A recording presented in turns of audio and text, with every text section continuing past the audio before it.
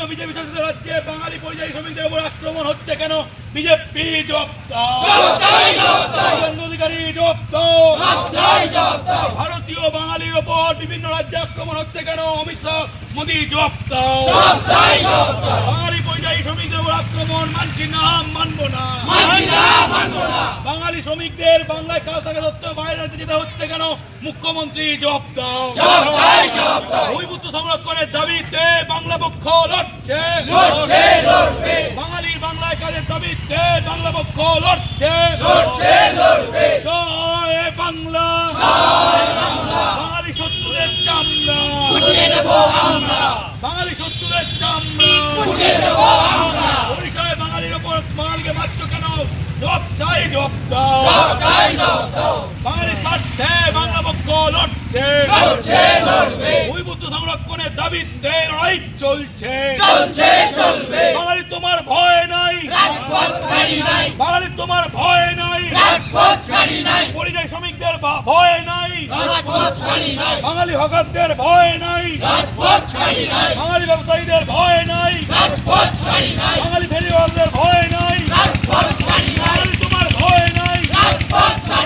জয় বাংলা, বাঙালি শত্রুদের চামড়া, বাঙালি শত্রুদের চামড়া।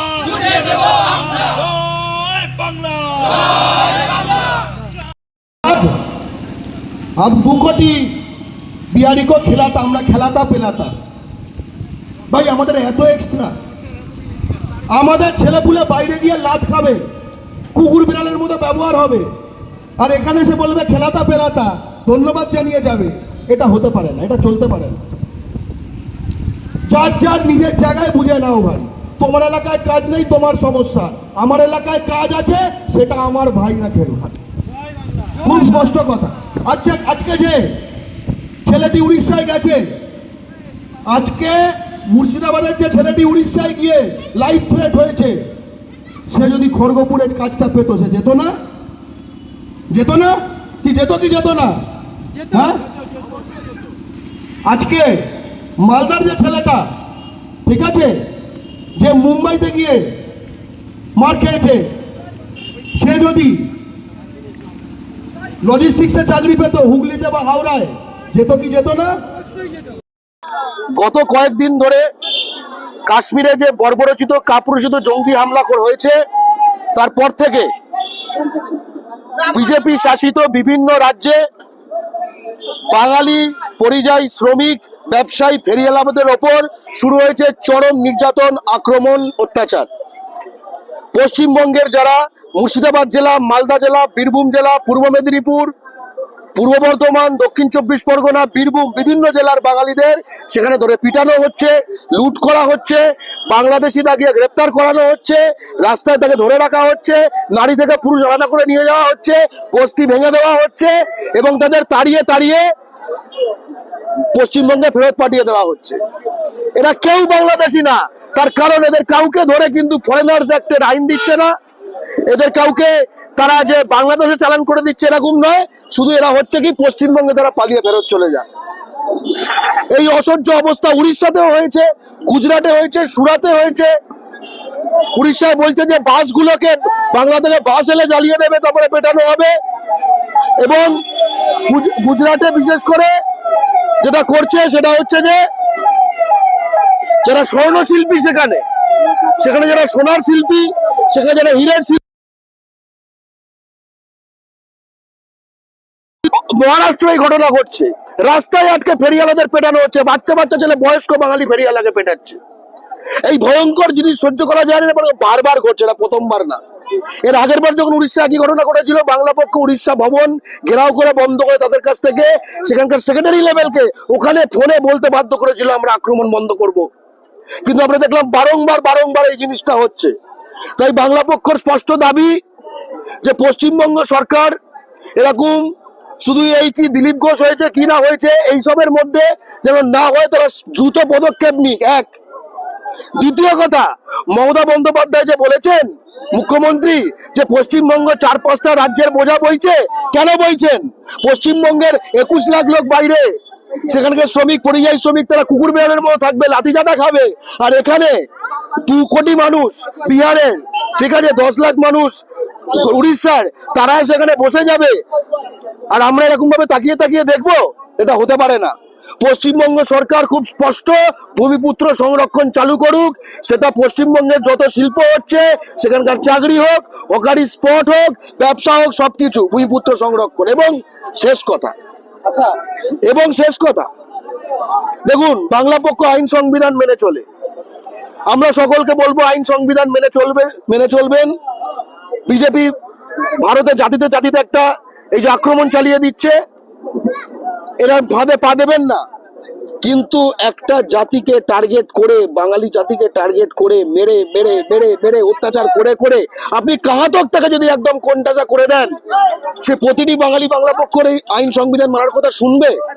তাই সকলকে বলবো যে আপনারা এই আগুন নিয়ে খেলাটা কিন্তু এই গুজরাট, উড়িষ্যা এরা বন্ধ করুন।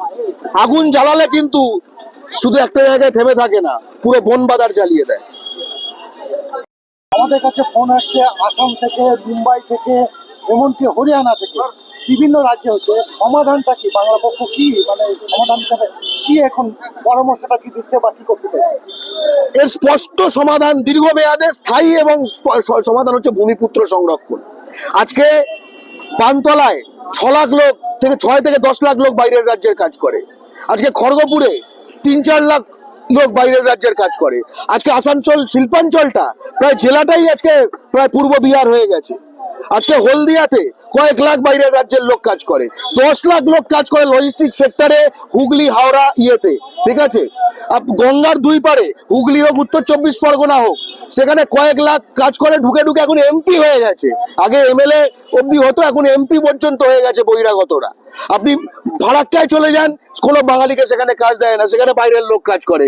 আপনি ইন্ডাস্ট্রিয়াল পার্কগুলোতে চলে যান, মুর্শিদাবাদে, আপনি মালদায় চলে যান, সেখানে দেখবেন সব বহিরাগতরা কাজ করে। আপনি শিলিগুড়িতে চলে যান, সেখানে যে কাঞ্চনজঙ্ঘা যে ইন্ডাস্ট্রিয়াল পার্ক তৈরি হয়েছে, সেখানে বহিরাগতরা কাজ করছে।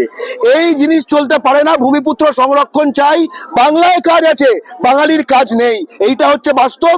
এই বাস্তবের সমাধান চাই এবং পশ্চিমবঙ্গ সরকারকে ভূমিপুত্র সংরক্ষণ করাতেই হবে। এবং ভূমিপুত্র সংরক্ষণ না করলে কিন্তু পশ্চিমবঙ্গে এই যে মার খেয়ে খেয়ে ফিরছে, বাঙালি কিন্তু চুপ থাকবে না, প্রত্যুত্তর দিতে শুরু করবে। তখন পৃথিবীতে কেউ সামলাতে পারবে না। আচ্ছা, মুর্শিদাবাদ জেলা নবাবের জেলার পাশাপাশি পরিযায়ী শ্রমিকের জেলাও বলে পরিচিত। তো এই শ্রমিকগুলো বাইরের রাজ্যে গিয়ে মার খেয়ে আসছে, তো সেই উদ্দেশ্যে আপনারা কি বলবেন? পশ্চিমবঙ্গ অত্যন্ত দুর্ভাগ্যের জায়গা, যেখানে আমাদের রাজ্যে অন্য রাজ্য থেকে 2-3 কোটি মানুষ কাজ করে, আর আমাদের ছেলেগুলোকে বাইরে কম কম বয়সে গিয়ে যেতে হয়, ঠিক আছে, এবং সেখানে মার খেয়ে কুকুর বেড়ালের মতো থাকতে হয়, ঠিক আছে। আজকে মুর্শিদাবাদের প্রতিটি বাঙালি যুবকের কাছে বাংলা পক্ষের স্পষ্ট আপিল, এক, বাংলা পক্ষতে যোগ দাও। বাংলা পক্ষে যোগ দিয়ে ভূমিপুত্র সংরক্ষণের পক্ষে যে দাবি, এটাকে জোরদার করে, এটাকে বাস্তবায়ন করে, এটাকে আদায় করতে হবে। যখন মার খাবে তখন বাংলা পক্ষকে ডাকবে, পাশে আছি, সাথে আছি, এইভাবে কিন্তু হবে না। স্থায়ীভাবে এই লড়াইটা করে আমরা সম্পূর্ণ সমাধান চাই। এই একবার করে মার খাবো, একবার করে আমরা চেতে উঠবো, আবার করে মার খাবো, আরেকবার চেতে উঠবো, এটা তো খুব লজ্জার জিনিস। আমরা এই চক্রাকার এই যে চক্রান্ত এবং যে আক্রমণ বছর বছর চলছে, এটা চাই না। বাংলার মাটিতে বা আমাদের জেলার ছেলে মেয়েগুলো আসানসোল, শিলিগুড়ি, কলকাতায়, সেখানে সব জায়গায় আশপাশে দখল করলে না, বাংলার চিত্র পাল্টে যাবে। আমাদের দুর্গাপুজো, কালী পুজো, ঈদ সবকিছু কিন্তু নিজের রাজ্যে কাজ করে বাড়ি গিয়ে দুর্গাপুজো, কালী পুজো, ঈদ করবে, একটা সোনার বাংলা তৈরি হবে একদম। এবং আপনি যদি যারা যারা মুর্শিদাবাদের ছেলে, তাদেরকে বলবো, কখনো ধর্মতলা গেছো? কলকাতার একদম কেন্দ্র হয়তো কেউ গেছো, অনেকেই গেছো হয়তো, গিয়ে দেখে মনে হয় ওটা পশ্চিমবাংলা, গিয়ে মনে হয়। কিন্তু যেই তুমি গুজরাটে নামবে, সুরাটে, বুঝবে ওটা গুজরাট। যেই তুমি উড়িষ্যায় নামবে, কটকে, ভুবনেশ্বরে, বুঝবে ওটা উড়িষ্যা। তাই বাংলা পক্ষ স্পষ্ট বলছে যে ওই ধর্মতলাকে, এই ধর্মতলায় যে কোনো বাঙালি নাই, সব হিন্দি, উর্দু, ঠিক আছে, এটা অধর্ম। বাংলা পক্ষ এই ধর্মতলা যে অধর্মতলা হয়ে গেছে ওটাকে আবার ধর্মতলা বানাতে চায়, প্রতিটি জেলার বাঙালি এনে হকারি দিয়ে ওখানে বসিয়ে দিতে চায়। খুব স্পষ্ট কথা। কেন আমি মার খেয়ে ফেরিয়ালা করব, যখন ধর্মতলায় বসে আমি তার 10 গুণ আয় করে, আমি 10 গুণ মাল বেচে আমি 10 গুণ আয় করতে পারবো। বাংলা পক্ষ বাঙালির জন্য অত্যন্ত সুন্দর ভবিষ্যতের কথা বলছে, যে সুন্দর ভবিষ্যৎ ডায়লগ মেরে হবে না, বাঙালি ছেলেদের পথে নামতে হবে। দাদা নাম আর পরিচয়। আমি গর্গ চট্টোপাধ্যায়, বাংলা পক্ষর সাধারণ সম্পাদক।